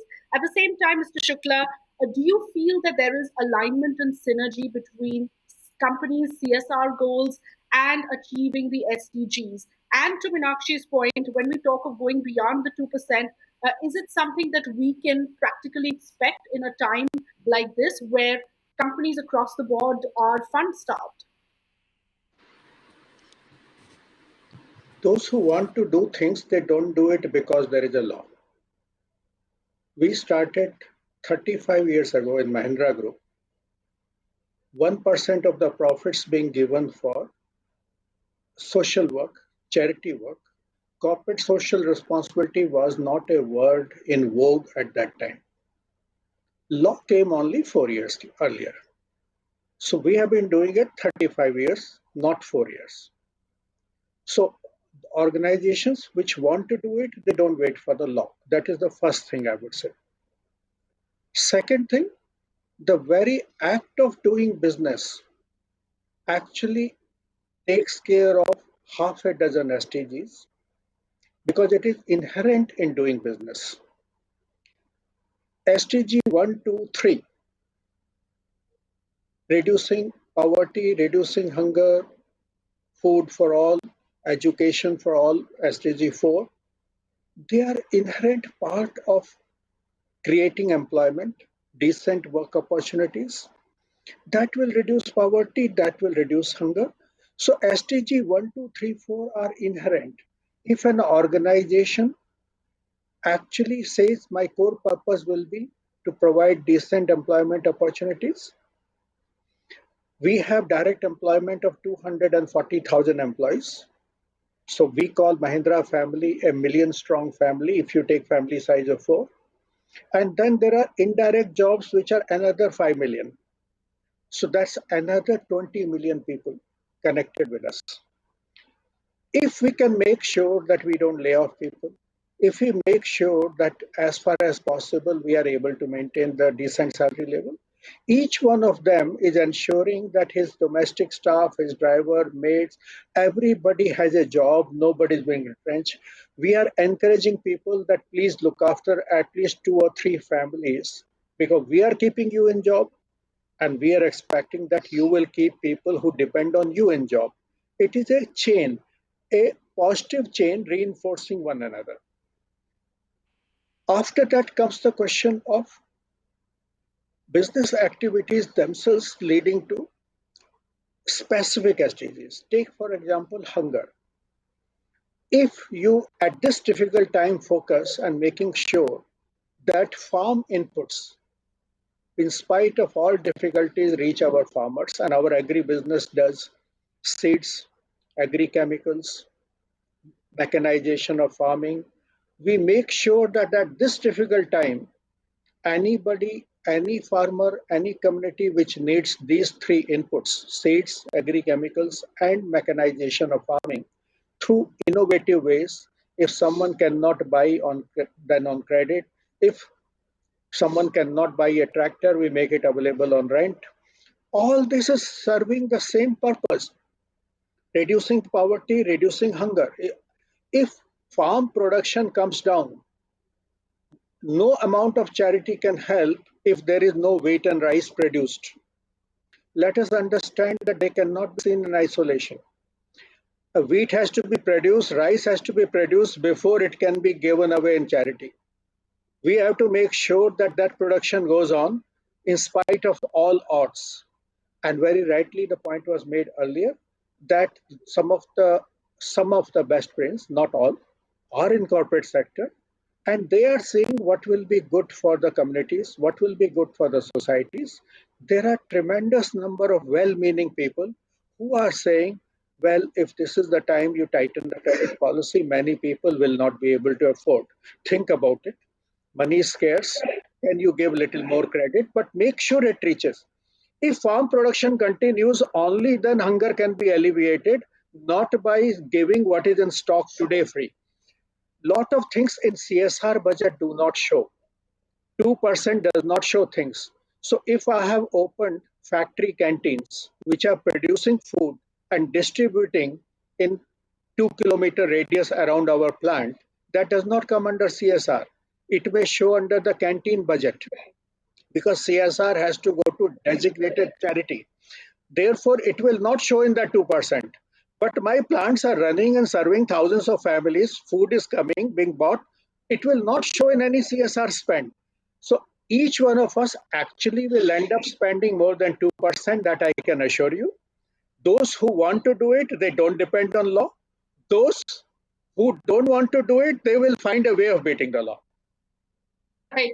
So I think in many ways it brings us back to the earlier debate around whether mandating the 2% CSR spend is actually helpful or not. But that's for another debate, Mr. Shukla. But thank you for sharing those inputs about how it really does go beyond what the law has mandated. I know we're running out of time, but I want to quickly bring in both Mr. Singh and Dr. Chaturvedi. Dr. Chaturvedi, to you first. You know, we've talked about the inequalities within the education space, but with each SDG and each sector, we also want to see how we can use this crisis as an opportunity. Specifically talking about how education as can be used as a vehicle for spreading awareness in a time like this. You know, we've seen the success with regard to Say No to Firecrackers campaign that has been led by schools in India, and we've seen huge amount of success with that when it comes to achieving the goal of clean air. Now we're talking about basic sanitation here, basic healthcare here, and the messaging needs to be very strong. How can the education system deliver those messages in times like these? And are we seeing that level of urgency come in to ensure that we're using this time to spread that message? I think any crisis situation or any epidemic lasts long in the public memories. 100 years back, India has faced influenza pandemic or the cholera pandemic. So now this pandemic will also last long in the public memories. And good habits are learned not during the normal times, because normal times nobody is worried about the existence. But in the critical time like this, if we create messages and campaigns, then everybody will definitely pick up some of the good habits like cleaning hands several times in a day, or using sanitizer, or you keeping a safe distance from the people while working or while living. So I think students going to the school or young people pursuing higher studies, they are a big population. India is a country of young people. We have around 25 crores students in school and colleges, more than 1 crore teachers. And it means that each and every family has one young child going to school or college or university. And teachers are also connected very well with the society. They have been opinion makers in our country. So particularly in rural society, people look towards a teacher. And Kerala's minister, health minister, now is minister, but people call her Shailaja teacher, because she has been a science teacher in a high school. So I think imagining that in years to come, there will be epidemics, pandemics, disasters, natural calamities, and big crises arising out of global warming and climate issues. So I think this is the right time that we use our young population and teachers for spreading awareness about the public health. We have ignored public health. We have been spending hardly 2% of GNP on public health. So health and education have been neglected in our country. So our human development index is poor. So I fully agree with the proposition that this is the time that we should start social campaigns which can ensure that public health is given the due importance not only by the government but also by the society. So I can imagine that washing hands or keeping hygiene and keeping sanitation should be the big national movement as the freedom movement has been in our country. Thank you, Dr. Chaturvedi, and we really hope that it's going to gather the kind of momentum it deserves to. And it is true that healthcare and focusing on messaging around public healthcare is the need of the hour. Let me now give the last word to Mr. Singhi because we're clearly running out of time. But Mr. Singhi, you elaborated in great detail around how Dalmia Cement as a company, as one of the largest, manufacturing companies, cement companies, you really emerged strong from this crisis. But the need of the hour now is not just to emerge and recover, but also to recover stronger. The need of the hour is to ensure that you have that businesses are committing to certain goals that could be aligned with SDGs, where they are going ahead and making commitments that will be followed through in years to come, because it's not okay to just recover. We have to recover responsibly. Your thoughts there on how that strategy is being planned, and if I could request you to be just brief because we have all of 2 minutes to wrap up this session. Thanks. At our organization, the SDGs are part and parcel of the strategy. We are almost managing 8 SDGs so as to ensure that, yes, we remain clean, we remain green, and we remain profitable and sustainable. And it's just not because of pandemic that, yes, our course of action would change, but yes, the actions would change, and definitely we would go on striving for doing better and better, as well educating the people. And now I think for our organization as well as for the whole India, the message is that how we can work for Bharat, not for the India. How we can work for rural India, not for the urban India. How we can create strategies with the help of multilateral banks, development banks, with the government, that now the more and more industrialization, more and more infrastructure that comes in rural India, until unless we are able to manage and address the problem of rural India, many times we would be facing the problem of migrant workers. Many times we would be facing the problem of pollution in the cities. I think this pandemic has shown us that if there is a lesser consumption, lesser demand on resources, we can see the clean air, we can see the clean Ganges, as well we can breathe clean air in the city of Delhi.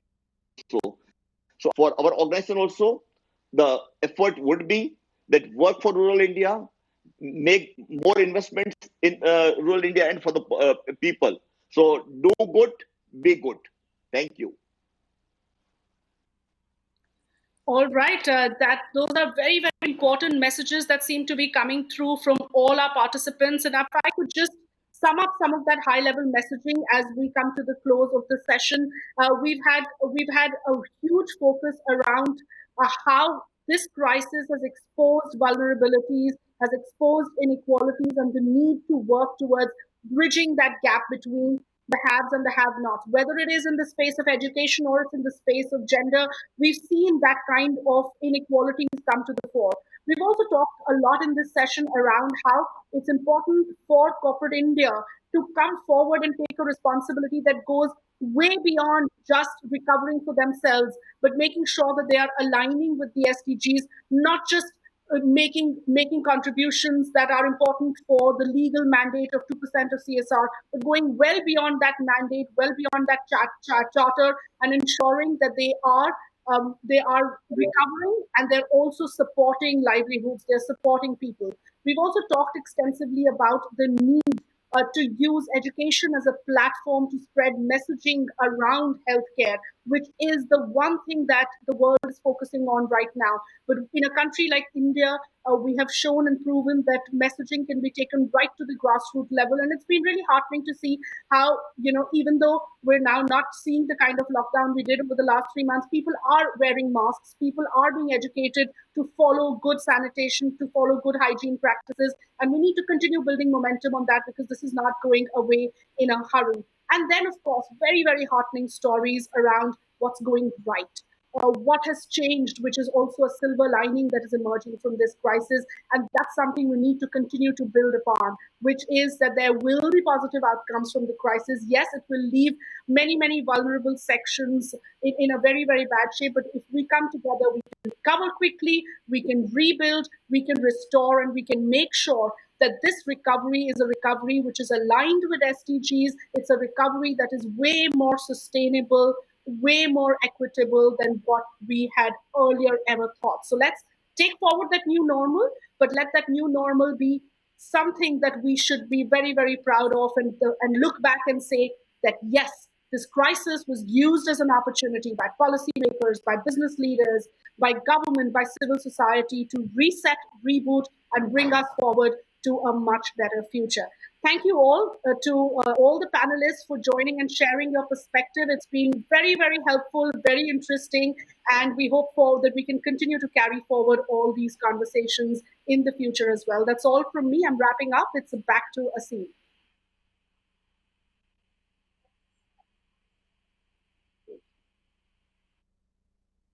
What I'll do is, can he do this from his laptop? Yes, absolutely.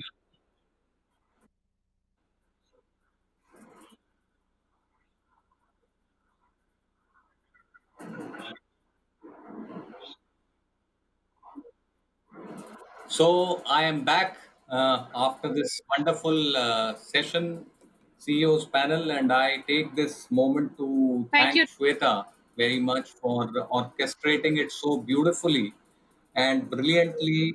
And also special thanks to all our esteemed panelists because some burning issues were raised and some very, very practical solutions provided during this session. And at GCNI, we promise and we pledge that we will keep on following these sustainable practices and get the businesses also to align with us. Now, friends, we are moving to the final part of our session. And I'm very, very pleased to share that we have a very, very significant contributor in the space of SDGs and Sustainable Development Goals, sustainability. And he is none other than Dr. Rajiv Kumar. He is the Vice Chairman of the Niti Aayog, and he has been kind enough to accept our invitation to deliver the keynote at this valedictory session. Before we welcome Dr. Rajiv Kumar, I will request Mr. Kamal Singh sir to formally introduce him and present him to the audience. Over to Mr. Kamal Singh. Yeah, so thank you, Asim. Good morning, good evening, good early evening. I would like to really welcome each one of you. And for us, it's a very special moment. And as always, have kept us very and special at last. Friends and colleagues, I am thrilled and overwhelmed to present to you one and only Dr. Rajiv Kumar, Vice Chairman, Niti Aayog, Government of India. He is the backbone of India's efforts to make SDG an integral part of development of all the states. Very closely with our dynamic Prime Minister, Mr. Narendra Modi, and his team of all cabinet ministers, State Chief Minister, and has been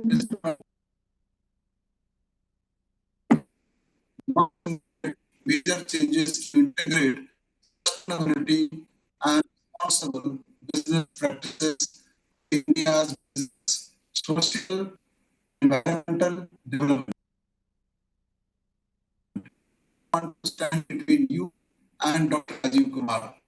Your presence here today is a historic moment for each leader across the globe. I can tell you right now, this is attended by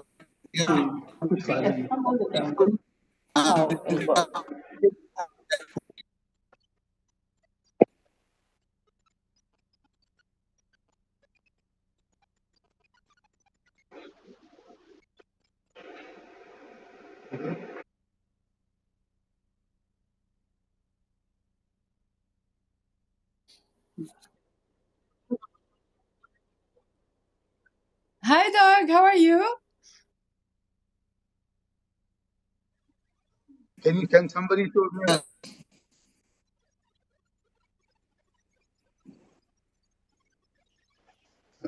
Okay. Should I? So, well, this is strange circumstances, and clearly, COVID-19 has brought us into innovative ways of interacting with each other. My thanks to all of you to give me this opportunity, and I wish all the best. And I'm sure that we've had some very good discussions in the sessions in the morning. The first thing that I did want to say is that the virus has shown that it knows no distinctions among countries and communities and whatever. I mean, it just it's covered us all. More than 200 countries, all being affected. We are all in the same boat. And I think the challenge for us is to recognize that we need to work also without any distinctions, divisions, biases, and parochial interests. If we want to fight pandemics, and if we want to save ourselves, and the planet that we are living on, so that if we don't actually practice what we often talk about is Vasudhaiva Kutumbakam, which is that the world is one, I think we will not do ourselves a favor, and we could be heading towards a collective disaster while fully cognizant and conscious of the challenges that we face today. So I think it's imperative, and I think the pandemic has brought us all to heel, and has shown us in very stark terms that cooperation across the world, global cooperation as envisaged in SDG 17, is a must, and that we should and that businesses can play a very important role there, and of course governments as well. So, the pandemic has, in very clear terms, challenged us to change our ways of doing things and start thinking in terms of the global community rather than in individual countries and regions and communities. The second point that I do want to make here is that according to this government, private businesses, the private sector, the corporate sector, entrepreneurs will have to be the mainstay of not merely our economic growth and improving the lives of our people, but also to take care of our environment. I think this is very clear. The Prime Minister has emphasized that on several occasions. The government cannot achieve the desired objectives on its own. We have to do it together. We have to work in partnership. And I think this is why my request, my plea to all those business people here or listening to me is that it is time to firmly align our corporate objectives with the SDG goals. Pretty much all SDG goals, whether it's 12, 13, 3, 1, whatever, 8 or 9. I mean, I don't want to go into details, but we need, now is the time to align ourselves with that. And I think almost a cliche that we have to now look after the triple bottom line rather than only a single variable called profit, which Adam Smith talked about in the 18th century, but I don't think is valid any longer because the world has changed, the environment has changed, and so should business practices change also. In India, we have started working on this even prior to the launch of the SDGs. You know that we had the National Voluntary Guidelines on Social, Economic, and Environment guidelines for businesses issued in 2011. These were then codified in the Companies Act of 2013 and then its rules of 2014. And the Companies Act, Section 135 of spelled it out, and this was also part of the rule. And then again, after the SDGs were launched, the Government of India has come up with a National Action Plan of 2018 to reflect the UN guidelines on business and human rights. And the National Action Plan as the SDGs are quite aligned with each other. And the zero draft of that was circulated in February 2019. And then in November 2019, the Business Responsibility Report was okayed by the Board of Securities and Exchange Board of India, which required the 100,000 top companies to publish the Business Responsibility Act, and the business responsibility activities they have done. So, we have in India, I go into such details and there are others, there has been a real attempt, there has been a significant attempt to frame laws and frameworks which will try and align the corporate behavior with the SDGs, with the overall objectives of government policy.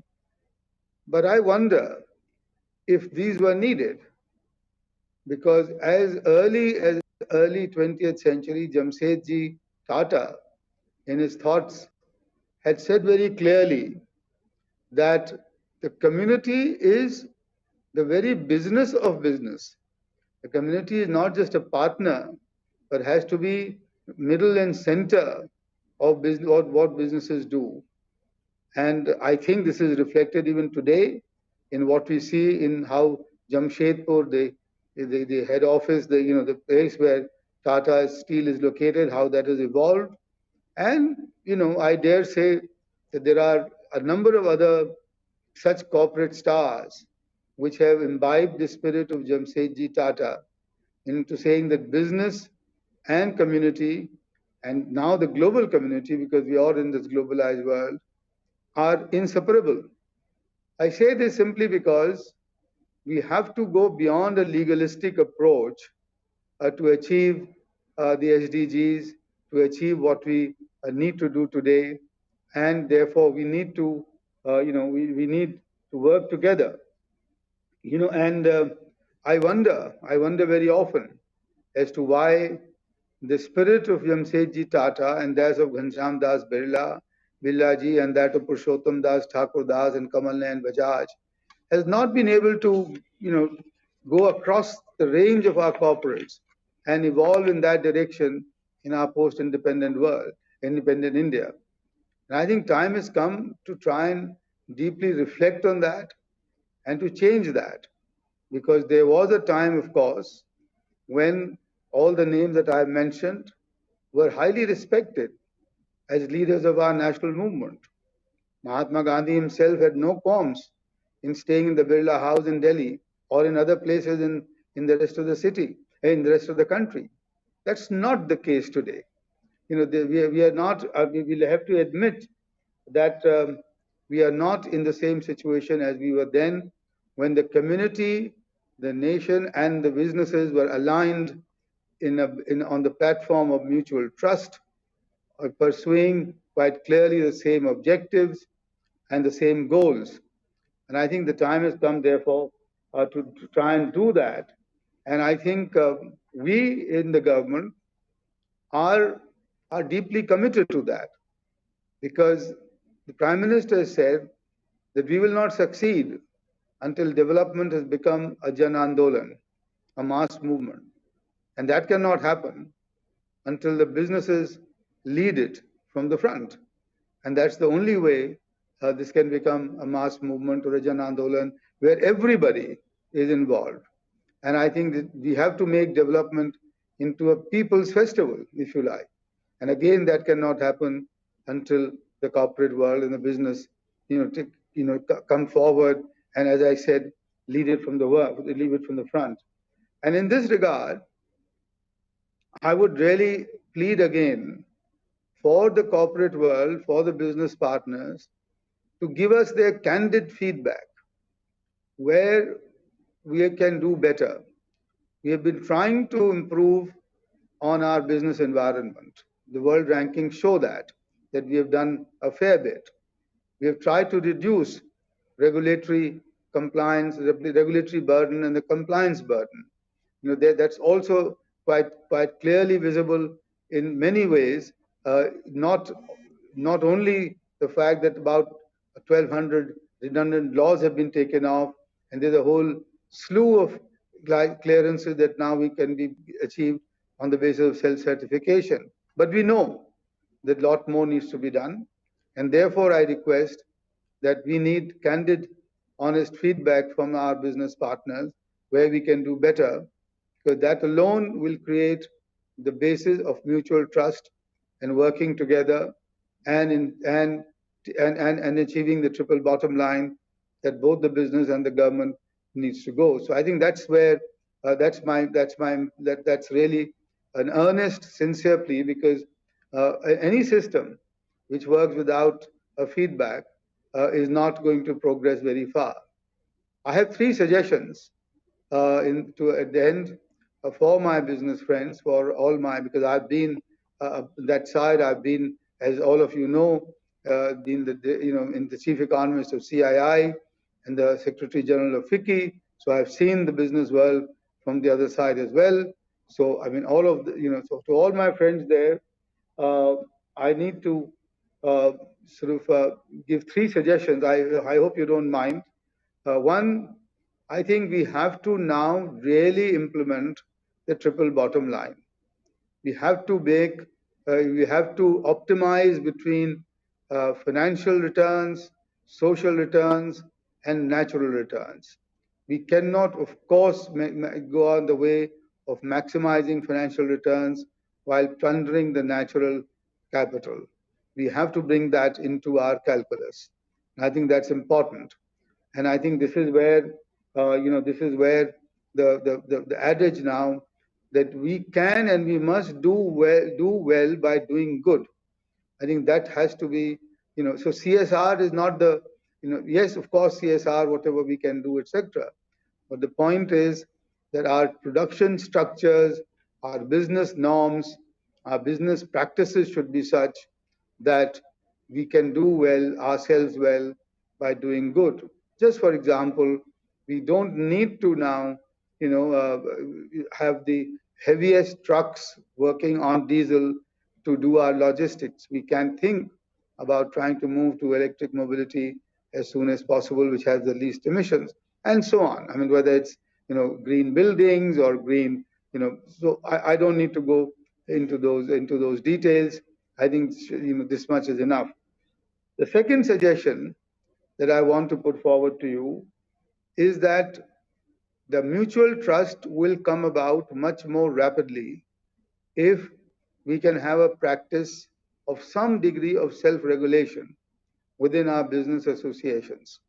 I think that will then demonstrate to the government that a compact based on mutual trust, on common goals, is possible. We on the government side, as I said, the Prime Minister has made it very clear that we will strive to improve the business environment continuously and always, and therefore DPIIT, the department, will soon release, I think, an investor-based perception survey of how business environment is changing for the better or the worse, and rank the states on the basis. So we are taking that next step. But I think the businesses need to start with some degree of self-regulation, perhaps to start evaluating our members on how far they are going on the triple bottom line. And this must include not just the 1,000 top companies or not even the 16,900 which are listed and have paid up capital of above rupees 10 crore, but a large segment of the business community, which include 56.5 million or now nearly 60 million units in the country. And this brings me to the third and final point, which is that I think it's time now to work towards eliminating the very wide and deep dualism in our business world. I think it's now, and again, this brings me back to the pandemic. It has shown very clearly that there is a deep schism between the organized and the unorganized sector. Just as an example, the Street Vendors Act of 2014 asked for the registration, and now I believe there are more than 50 million such street vendors, but we don't have data on any of that, and they just exist there despite the act. Similarly, we know that out of the 60 million units that we have, 90% are in the organized sector, where none of the laws, whether they're labor laws, they're social security laws, or environment protection, etc., are even looked after. I think it's the corporate sector's responsibility now to help and work with the government to try and eliminate this dualism, because in this current day and world, such dualism implies that all that we want to achieve in terms of our SDGs will only remain confined to a thin slice of that business world, and that will not suffice. So we have to, in order to make our SDGs go deeper and wider into our country, into our society, we need to bring the community into it, as I have been saying, and we need to have some degree of self-regulation, and finally eliminate the dualism so that all of us begin to come on the same page and accept our responsibilities and the national goals that are so well enshrined in the SDGs and India's National Action Plan. I'm thrilled to have this opportunity. I congratulate everybody on the UN Global Compact Day. I know that this has come at a very crucial time when we are in the midst of this pandemic, and I'm sure that the discussions that we've had over the 2 days and today in the India session will empower us to fight this pandemic, to take on the challenge, and make sure that this pandemic, this crisis that we're facing, is converted into an opportunity so that we can come out of it stronger and better and more equipped to meet our national objectives as we go forward. Thank you all very much. I hope you've been able to listen to me.